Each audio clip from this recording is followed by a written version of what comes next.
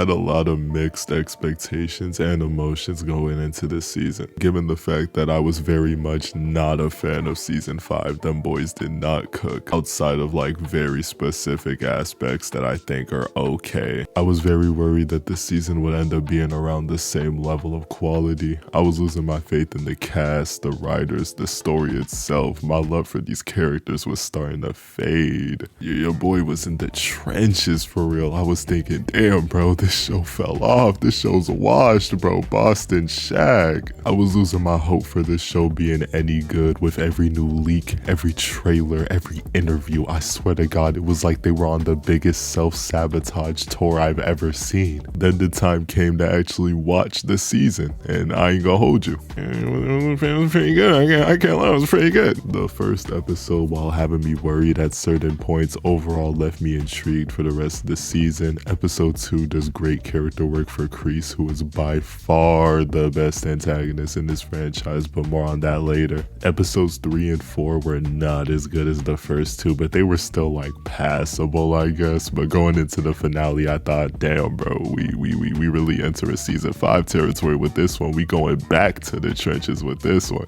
Or Mr. Aura, if you may, the newest teen antagonist, still has enough charisma to keep me entertained through episode 3, and seeing Sam and Tory make up with each other is a great scene. Even if the optics of Johnny being at a teenage girl's sleepover and catfishing them as their boyfriends it's bad, bro. This ain't good looks. This is not good looks. Episode 4 focused more on the side characters who I'm gonna keep it a band with you, bro. I don't care. I don't care. It just feels like a means to an end, and I do enjoy the end. I did say in my past video, get rid of these side characters who I don't care about, but that don't change the fact that the episode still feels like filler itself, honestly. Since you know the whole point of the episode essentially is just to cut out the side casts who contribute nothing to the show. Like, other than the Mistreatment of Hawk plotline, there was like nothing in this episode that really interested me that much, but more on that later. And finally, episode 5. The big finale. Best episode in the series, no question. The character work done for Tory this season has transformed her from a character I'm gonna keep it a band with you, I did not care about like at all, to like my favorite character in the entire series. She was like slowly growing on me. Like in season 4, I was like, okay, you're like an actual character now. Season 5, I was like, oh, she's straight, like she decent. But now she is like the most intriguing part of part 2 to me. It cannot be understated how surprisingly good Peyton List's performance was this season. Her growth as an actress has been fantastic to watch, although it could also be attributed to the writers finally figuring out how to write Tory outside of her rivalry with Sam. But I've seen a lot of negative discourse around this season, and I'm gonna keep it a band with you, bro. I don't see the problems. I don't see the issues. I do want to address like the main 3 things that I've seen, which is just like it's crazy. It's crazy to me that people are complaining about these 3 things. First off, people saying, oh, the show's corny or cringe or whatever. Like, I don't know what show you were watching, gang. This show has been corny and cringe since season 1, since episode 1. I'm gonna keep it a band. Like, bro, we're talking about a show that had lines like this in the first season. It's not lame ass karate. It's Cobra Kai. But somehow this is something that people are just now complaining about in season 6, which should tell you off rip that a lot of these people complaining a lot probably haven't even watched the show. They're just going off of like TikTok clips or whatever. Like, their whole experience of the show is through YouTube shorts. Like, the show has never shied away from the fact that what's going on is corny, it's cheesy, it's campy. That's what gives the show its identity, is the fact that it plays into the cheesiness of everything that's going on. And when it's time to take the characters serious, they do. The second complaint is that people are mad that Daniel and Johnny are fighting or whatever. I'm gonna put this bluntly, gang. If you're complaining about this shit, then you simply lack any type of media literacy, and I don't think your opinion should be taken very seriously at all. The entire premise of Johnny and Daniel's relationship is that they are 2 opposing philosophies coming together to find a common ground. I have no clue why the fandom likes to live in fantasy land and pretend that these 2 are just best friends that will will get along 24/7, despite the fact that the show has literally communicated to us that this is not the case and will never be the case. They will never truly see eye to eye 100% just due to the fact that they have fundamentally extremely different views on life itself, and their disagreement in the context of this season makes sense. They're both under the pressure of wanting to win the tournament, and their disagreement in the finale makes even more sense with them having disagreements over how to help Tory cope with her parents. Johnny is projecting his own feelings onto Tory, which makes sense with his character given the fact that he does consistently project onto his students, while Daniel, being the Miyagi-Do guy or whatever the fuck, is saying, oh no, just let her like figure it out without fighting. Which, by the way, while I do agree with Daniel in this exchange, it is just an example of him being extremely annoying about the Miyagi-Do principles, but more on that later. Regardless though, you people need to stop complaining that the characters you allegedly like are acting like the characters you allegedly like. And the third complaint that I've heard, which is it's so dumb. It's so dumb. People are somehow saying that Kreese as a main villain is getting old. It's getting stale. It's getting dry. Getting Popeye's biscuits, if you may. Oh, okay. Let's go ahead and check how many times Kreese has been the main villain in the show. Season 2, yeah, makes sense, yeah. All of season 3, yeah, and wow, that's it. That's about it. Because in season 4, he very clearly takes a narrative backseat to Silver, and in season 5, he's in jail. His scenes are also the best part of season 5, by the way. And now in season 6, he is back to being the main villain. Yet there is somehow people out there who are certified on Rotten Tomatoes that will really tell you that Kreese as a villain has been dragged out. And that's also ignoring the fact that he is objectively by far the best antagonist in the franchise due to his connections to our main protagonist and our deuteragonist, as well as his mindset and philosophy, which are all qualities that Terry Silver does not have, by the way. And he has done nothing but continue to improve as a character as the seasons have gone on. So no, I don't have an issue with him being the main villain. And yeah, I think it's a pretty dumb complaint to say that it's been dragged out when this is only the 3rd season where he is the main villain, which is also another thing that I want to include now that wasn't really in the script. There are people saying, oh, the show has been dragging out for too long, it's past its natural endpoint. What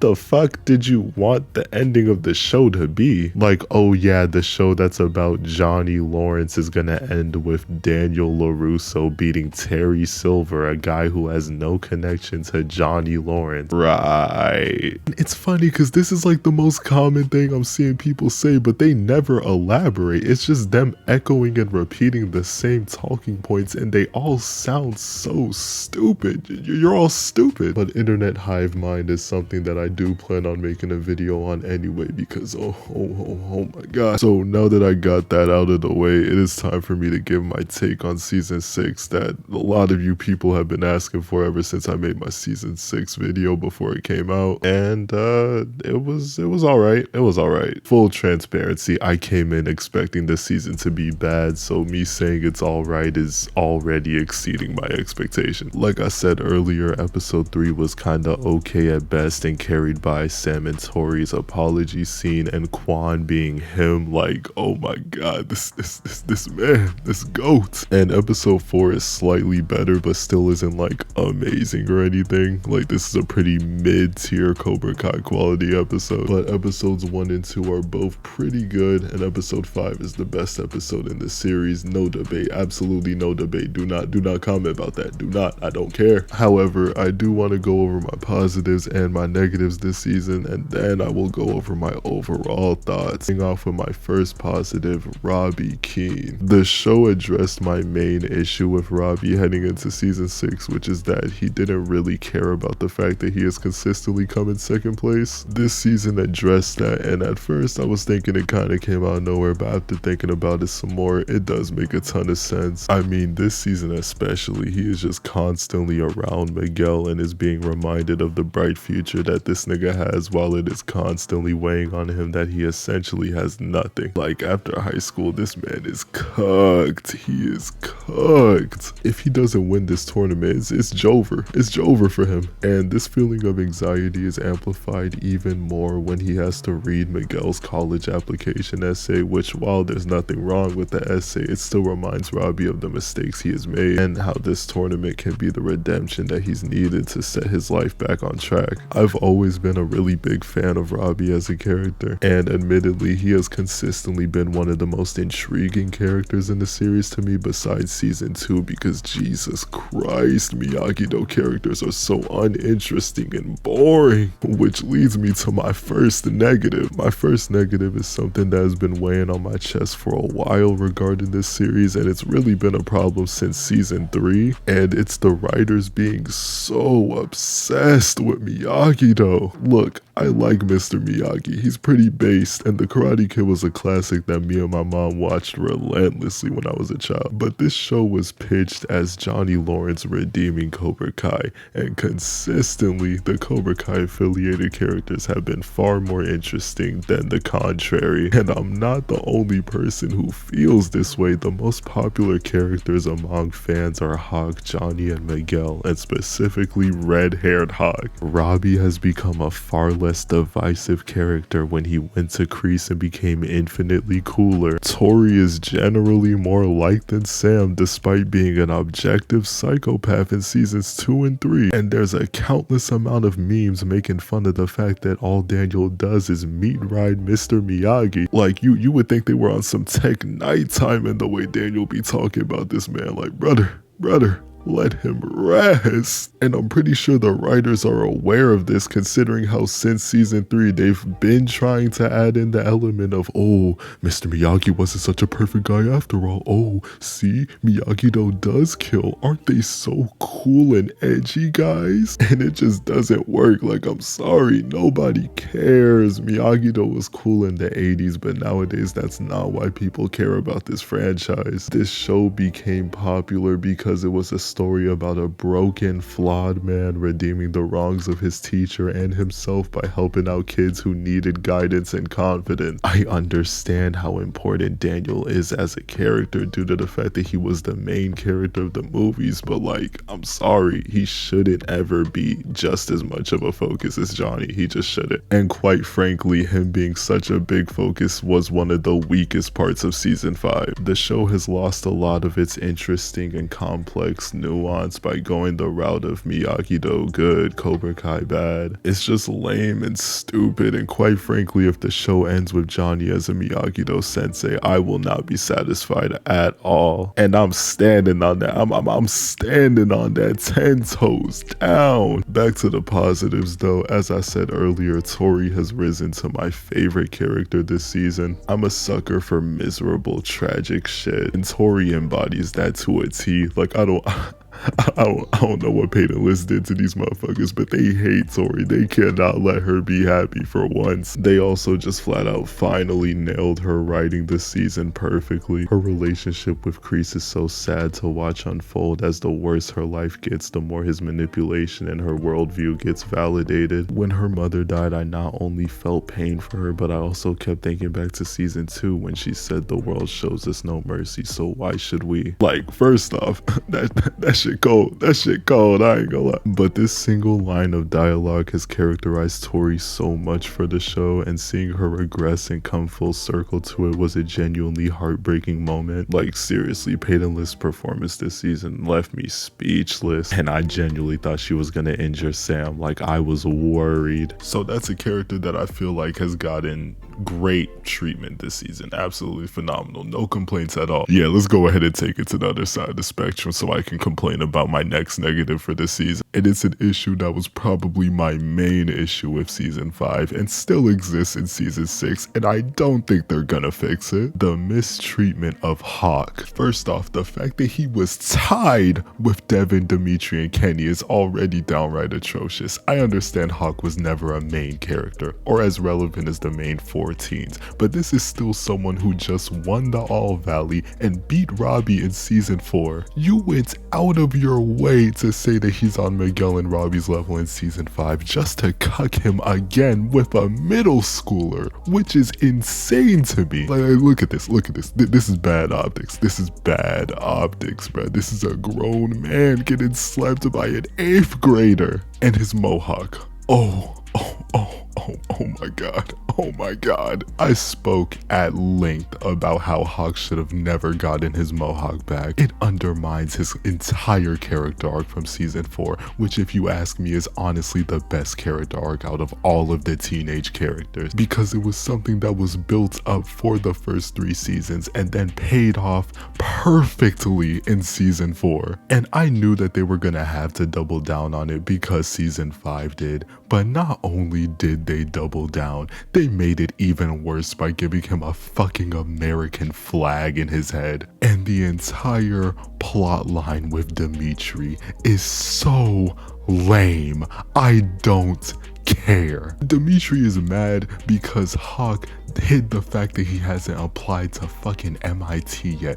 which, you know, yeah, sure, I can understand feeling somewhat betrayed. I would say that's pretty justified, but this man begins to take it a step further and just be an asshole to Hawk about it and take advantage of the fact that Hawk has grown as a person by exploiting the fact that he's holding back on him. Mind you, all he did was not tell you that he hasn't applied to the college yet because he wants to keep his options open. The way this brother's moving, you would think that Hawk was on his season 3 timing again, which, mind you, Dimitri didn't even care about in season 3. He forgave him pretty instantly. I don't know, bro. You asked me a broken arm is more serious than a friend lying to me about his college application. I don't know, bro. I understand we're not supposed to like this moment, and they don't want us to like Dimitri, but it's still just a repeated cycle of Hawk getting cucked in season 4, and I'm sick of it. I'm sick